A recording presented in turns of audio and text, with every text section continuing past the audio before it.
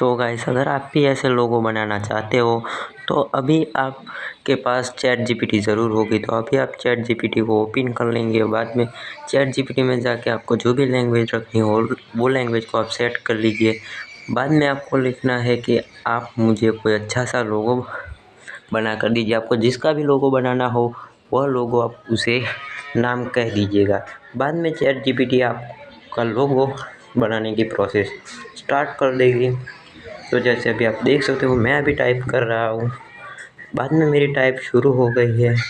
तो अभी आप आगे देखिए।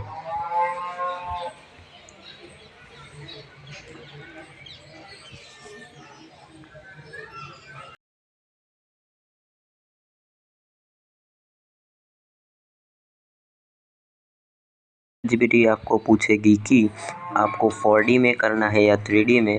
तो आप उसको कोई भी कह सकते हो 4D या 3D। तो मैंने अभी यहाँ पे कह दिया है 4D और अभी मेरा वीडियो आ जाएगा, मतलब मेरा लोगो आ जाएगा 4D में। तो अभी आप देख सकते हो यहाँ पे लोगो डिजाइनिंग का स्टार्टिंग